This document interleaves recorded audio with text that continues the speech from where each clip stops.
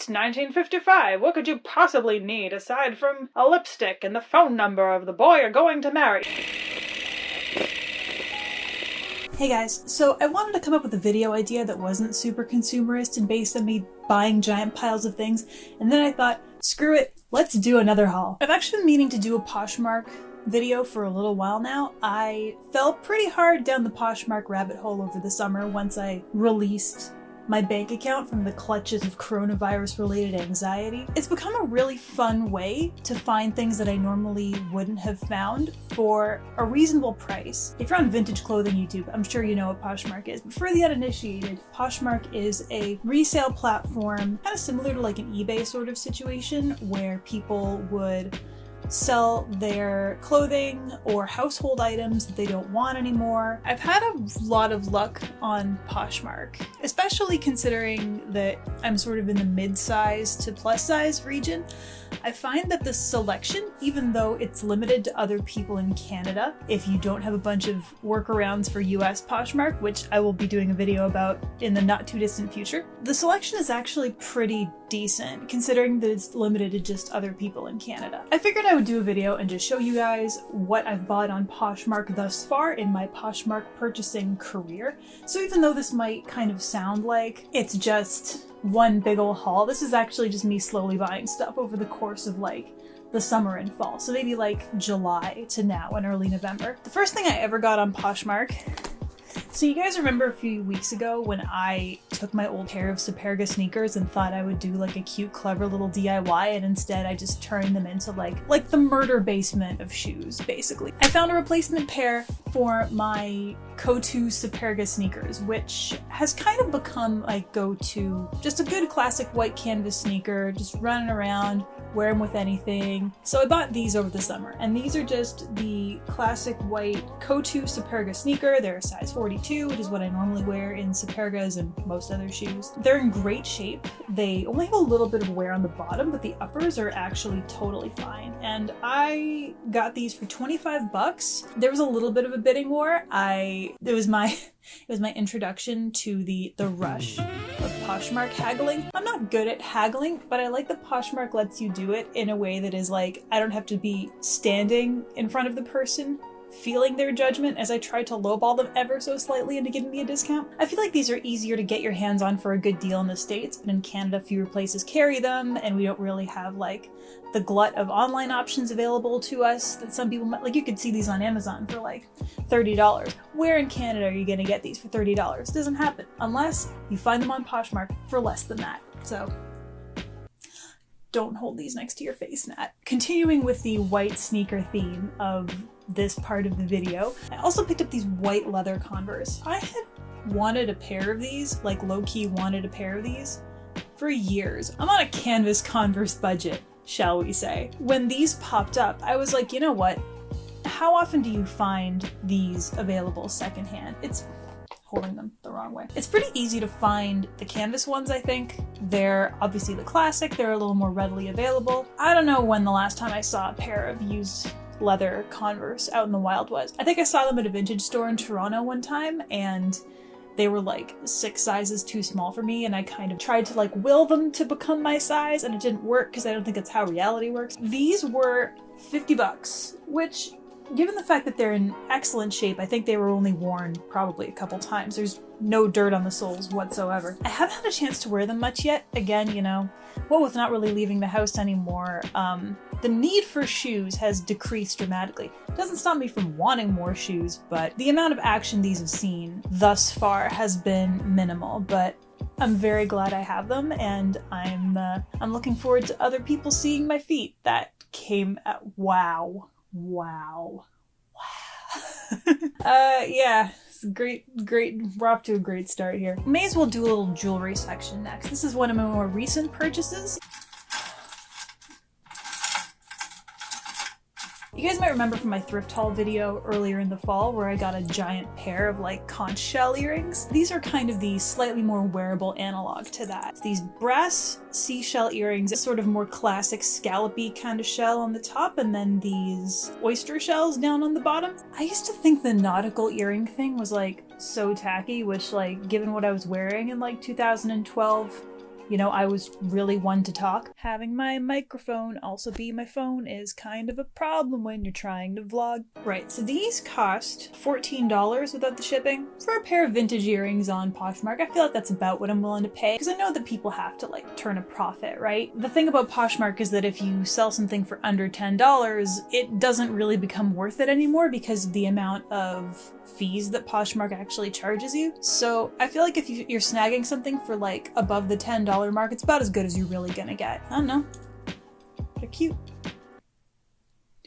It's my dangling earring dance. So elsewhere in dangly earring land, population me, USA. So we have these dangly little moons, these tortoiseshell moons, and they're actually on screwbacks too, which is sort of fun. I didn't think I could do the screwback earring thing, but if you don't clamp them to your ears like in a super vice-like grip, they're actually pretty comfortable to wear. It's funny, I always end up riding my bike with these. I think I sort of save them for like, oh, I'm going out, people are gonna see me, I'll wear these cute earrings, and then I end up on my bike and they like whip in the wind because they're dangly, and I'm worried that since they're not through my ears, I'm worried they're just gonna like so far we've been fortunate. Anyway, I think this is what precipitated my slide down the Poshmark rabbit hole, is the fact that these are just like mathematically the most nat earrings you could possibly ever come up with. 1, dangly vintage earring. 2, tortoiseshell. 3, moon motif. Again, being a Cancer is basically the entirety of my personality. If this can aid and abet that, great. These were only $10, which I think is a steal of a deal personally. I wear them a lot, they go with a lot of things, and yeah, big fan. MVP level addition to the dangly earring roster for 2020. I haven't bought a lot of clothes on Poshmark, I will say. It's been more accessories, shoes, bags even, things like that, which is crazy because I'm so like not a big bag person. Not so much with the clothing. I think it's easier for me to commit to a piece of something that's not clothing. There's the pleather miniskirt saga, which I recounted at great and possibly over-the-top levels of detail in my thread-up video, which I will link to. Other than that, I've only ever bought actually one clothing item on Poshmark. I will show you guys that. I really wanted this item when it first came out, and when I saw it on Poshmark, I immediately like dove on it. But now that I have it, I'm not 100% sure if I'm gonna keep it. I will show you. I don't know if the person who sold this to me like sprayed perfume on this before they sent it, but it smells really nice. It smells really nice. Is it weird that I'm huffing this dress that a stranger sent to me? Probably. So this is a dress from the Point Sur collection from J. Crew. They did a line together. I'm not really familiar with the original Point Sur brand. A lot of it is this very sort of roughly vintagey, California-y sort of vibe, which I'm not mad at. So the dress is this sort of roughly short-sleeved, somewhere between a pumpkin and a mustard orange color with polka dots. When this dress first came out, which probably was like, I don't know, 3 years ago at this point, I think I looked at it and was like, wow, so fresh, so vibrant, so ruffles, so boho, so chic. I think that these are one of those styles that have just been co-opted by very like mass market brands in recent years. And now when I look at this, I kind of think like I'm buying a PSL from the Target Starbucks, you know? It kind of feels a little like that. Like the edge just isn't there anymore. And granted, I think you could probably style this to kind of bring a little bit of that back, but I worry that even though it really is objectively pretty cute, and I tried it on, it fits me pretty well, the moment's kind of passed. I want to hold off on judging this too harshly, because I think, theoretically, a few months from now could roll around, it'll get warm again, and this might be all I want to wear. Who even knows? This was $15, which to me is actually a crazy deal, considering the fact that J. Crew probably sold this polyester dress, they probably sold it new for like $150, $200, because that's the kind of move they would pull, you know? I think this is still a maybe. I will wait to see how my feelings sort of shake out. Wow, the sun is... all right. She's popping out to say hello. So I'm gonna bring this all sort of back home with the bag section of this video. I have bought a lot of bags off Poshmark, and it doesn't make sense because not only do I normally just like wear one bag and just kind of ride hard for that one bag until it's not cool anymore or it falls apart, whichever one comes first, but also we're in the middle of a pandemic. I'm not going anywhere. Parties are canceled. Rock shows are canceled. Karaoke, to my great personal agony, is canceled. Any event to which you would carry a small and impractical bag no longer exists. There is no reason why I need to be buying more bags. However, the heart wants what it wants. If me spending like $20 to $35 on a handbag at an impractical time is the worst of my quarantine coping strategies, you know what? I'll take it. So I want to start with this black beaded bag from Zara. If you've watched my previous videos, you know that I am a very big fan of Karen Britchick. She's the queen. I kind of want her to adopt me. Karen has had this beaded bag for a while. There's been a lot of versions of this on the market, actually. I think it was Shrimps who popularized. God, I'm not looking forward to editing to adding the D after to that one. Shrimps. I can't replicate Shrimps. So the brand is called Shrimps. Basically, this sort of like all beaded bag was very, very cool a couple years ago, and then a few secondary sort of knockoffy versions hit the market. And it's one of those things where I knew that the trend was probably not something that I was gonna practically incorporate into my life. Like, it's one of those things where you look at it and you're like, theoretically, this is cool as hell and I love it, but how likely am I really going to like buy this thing and wear it and really put it through its paces, you know? Over the years, I've gotten better at sort of dissuading myself from getting too like sucked into a vortex on things that I know I'm not gonna actually get wear out of, but this style of bag always kind of haunted me. I just thought it was so cute, and so like the look of it and the texture of it was really fun. Eventually, I checked out Poshmark. I guess Urban Outfitters and Zara had made their own versions, and this one came up. Basically, there's a fabric lining inside this bag to sort of make sure all your, your stuff doesn't fall out of it. And it was coming away from the beaded section a little bit. So I bought this for like $11 and busted out the sewing kit and stitched it back in there while watching Avatar with my boyfriend one night. And now it's in beautiful shape. And I haven't gotten to use it yet since I bought it, but I sort of ended up just keeping this by my desk while I worked because like there's something really pleasing about this in like the sensory department. It feels really like heavy. It's got a nice weight to it.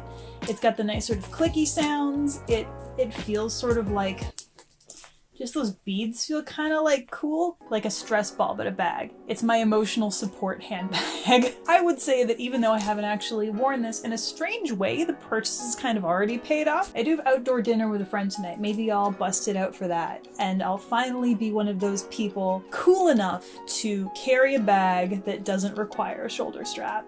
I'm just that carefree.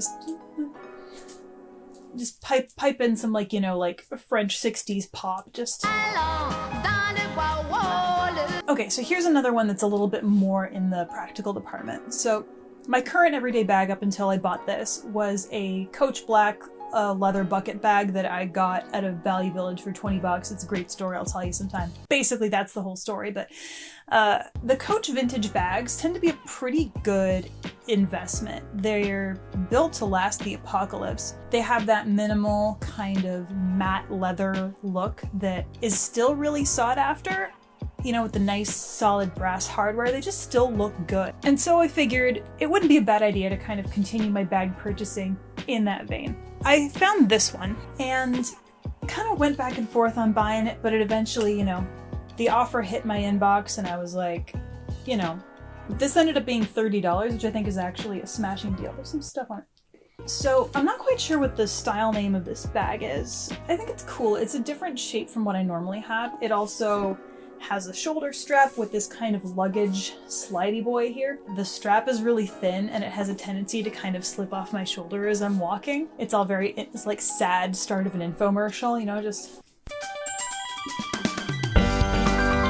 I got a really, really good deal on this. I think the leather is really nice. The shape is really cool. There's a little bit of wear kind of on the edges of where the straps meet the bag, but that's, sort of to be expected from something that's in vintage condition anyway. It's kind of been my day-to-day bag for a couple of weeks now, and so far, going pretty good. I don't think Miss Bucket Bag is going to get totally phased out yet, but it's nice to have options, you know? Okay, so final item. I think that this is definitely the most special from like an occasion perspective, or the most special from like a sentimental perspective. As some of you may know, I recently became engaged, betrothed, intended, affianced. Planning and shopping and whatever else for that has basically all been completely put on hold. You know, we got engaged during the pandemic, and I think that the understanding sort of is like, there's just no way that you can really plan anything until you know what the rules are going to be or what the safety regulations are going to be like a couple years down the line. And you know, I'm Italian. Like, if I can't jam all of my favorite people in a room, like what even am I doing with this wedding, right? But you know, me being me, naturally, I can't help but think about what I might wear to this shindig. I did see this clutch on Poshmark, and I was like, even if I don't end up using this on the day that I get married, I still think that it's cool enough that I just kind of want to make sure that I have it. And if not, I could just wear it to cool apocalypse parties, you know, even if it's just me and the roaches just having a kiki, you know? So it's this lucite clutch. I believe it's from the 60s. It's got this marbled kind of pearloid. I mean, we guitarists, this is called pearloid. I don't know what fashion people call it. A big old pickguard that holds your phone in your wallet. It has these really cool sort of silver and gold kind of stripe details on it. The mixed metals thing just kind of heads off any potential like, oh, but it clashes with my jewelry, because like, I don't know what the heck I'm wearing. Kind of heads that all off at the pass. I don't know what you'd really call this, but at the top there's sort of strips of lucite, and so it allows the bag to sort of hinge open. It does come with a chain. The one side is busted. It needs a new O-ring to be put on it, but that's a really super easy fix. I don't know if I would necessarily use the chain. I kind of just like it as a clutch personally. But yeah, this is a gorgeous vintage piece. Like, this is the kind of thing where like, even just as a person who enjoys collecting interesting vintage pieces, I think that this is one of those moments where I just kind of had to let practicality go out the window and just go for it, because I knew that if I wasn't the one to get this, it was gonna bug me forever that someone else had my wedding bag and it wasn't me. This, I think, came to $45 Canadian. I believe I talked them down from 60. I feel like that's pretty good considering what a special piece this is. I can actually fit a phone inside this, which is not the case for a lot of vintage bags. A lot of clutches, they're like, it's 1955, what could you possibly need aside from a lipstick and the phone number of the boy you're going to marry, you know? They weren't thinking ahead to the giant magic Star Trek communicators that we were gonna have in our wallets up until then. I think this is a really special piece. I'm very glad I got this. Thank you, Poshmark gods, for always looking out for me. So those are all of my Poshmark finds. I kind of tried to use this video to sort of kick myself in the butt on actually listing some of my older stuff on Poshmark. The link is down below if you want to check that out, and hopefully I'm going to have some more stuff up by the time this video launches. If you guys have any favorite Poshmark scores, or if you're curious about trying Poshmark, got any Poshmark feelings you'd like to share with me, I'm always happy to hear them. Leave them down in the comments. Thank you guys for hanging out. I will see you when I see you. Bye.